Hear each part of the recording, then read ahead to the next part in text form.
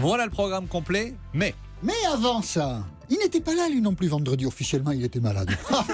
Mathieu Noël. t'étais pas là non plus, Mathieu Noël? Mais non, Quand t'es officiellement pas il là, était je malade. viens C'est Genre, ça.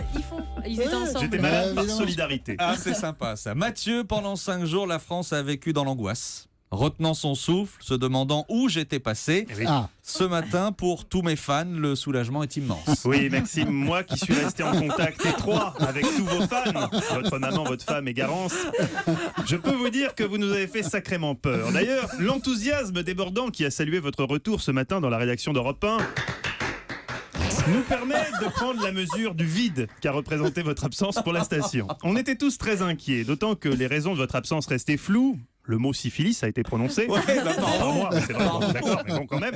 Pour le couple Apathy Switek, dont on connaît le caractère fusionnel, on a redouté une fin à la Philadelphia. Jean-Michel avait déjà prévu pour vous des funérailles grandioses à la hauteur de votre talent. Vous auriez été enterré. dans le tombeau de Toutankhamon à Luxor. Oui. Embaumé dans C'était les un règles projet. de l'art et C'était un inhumé projet. avec à vos côtés 3 bouteilles de Zubrowska conformément à vos souhaits. Heureusement, le Polonais est robuste. Et ce matin, alors qu'on avait fait le tour des remplaçants possibles et qu'après Charrier, Guyot et Kallmann, on s'apprêtait à demander à Tony, le mec du Standard, de co-présenter Europe Midi avec Jean-Michel, quel ne fut pas notre bonheur de voir enfin revenir Maxime ou... Ce qu'il en reste. Oui, au micro d'Europe Midi. Maxime alias... L'invincible. Car c'est l'histoire d'un miraculé. Fils d'un hooligan polonais, supporter du FC Lodz, qui se servait de lui comme bouclier humain lors des matchs. Et d'une mère gogo danseuse au VI Pitch, le VIP cracovien où, faute de nounou, elle pratiquait le pole dance avec le petit Maxou sur les épaules. Maxime s'est forgé très jeune une carapace qui lui a permis par la suite de tout endurer, notamment ici à Europe 1 où en 10 ans il a quand même enchaîné. 184 CDD. Et oui, pendant une semaine on a prié le Seigneur pour qu'il nous rende Maxime sain et sauf et Varroc a même dormi avec un portrait de vous. Sous son oreiller. Quant à Jean-Michel, désespérant de la médecine traditionnelle, il est même allé jusqu'à faire appel à un druide.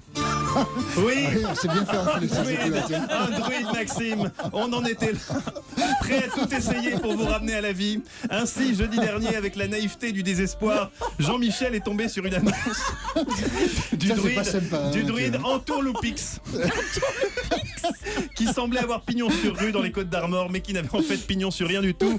On s'est fait rouler dans la farine comme des bleus. Ah, oui, c'est vrai. C'était une information de la mairie de La Roche-Derrien qui annonçait que, faute de médecins, la commune faisait appel au service d'un druide. Certains journalistes ne sont pas tombés dans le panneau. Jean-Michel, lui, a plongé, tête la première. On n'a pas souvent l'occasion d'entendre un druide. Vous pouvez soigner avec des pierres. Il y a beaucoup de druides en France. On était ravis de vous accueillir sur l'antenne d'Europe 1 parce que je pense que ça fait quelques années qu'un druide n'avait pas parlé sur cette antenne. Tu m'étonnes, ça faisait longtemps. De mémoire d'auditeur d'Europe 1, on se souvient pas, par exemple, avoir jamais entendu Jean-Pierre Elkabbach interviewer un druide. Hélas, le lendemain, à la surprise générale, vraiment, on découvrait qu'Entourloupix s'était foutu de nous, que c'était juste un coup de com' de la mairie. La supercherie a marché, elle n'est pas très drôle, et si tous les maires de France se mettent à diffuser de fausses informations, on n'est pas sorti de l'eau.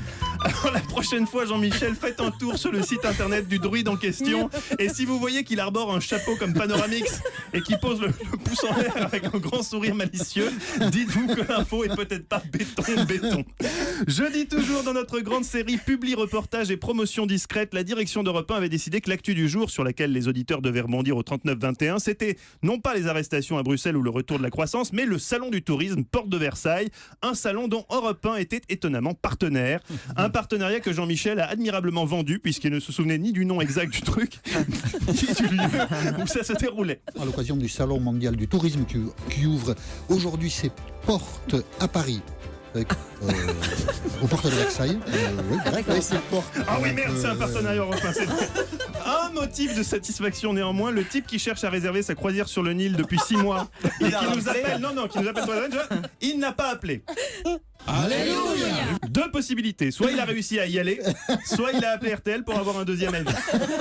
La semaine dernière, on notera enfin le dérapage total de la chronique Enfants.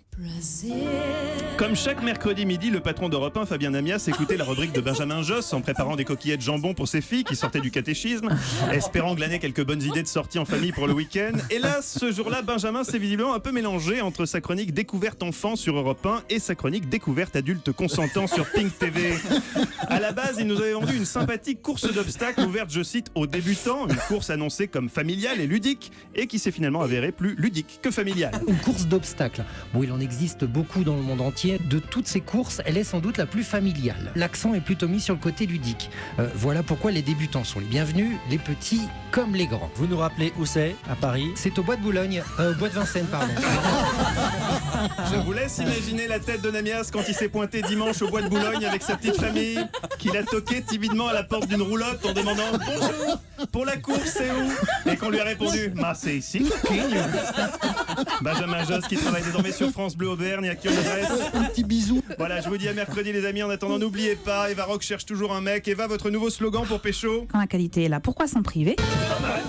Il devrait y avoir des dossiers. Ah oui, c'est bien ça. 39-21. 39-21 pour les dossiers. Merci beaucoup Mathieu Noël. Merci, Dans Mathieu. un instant,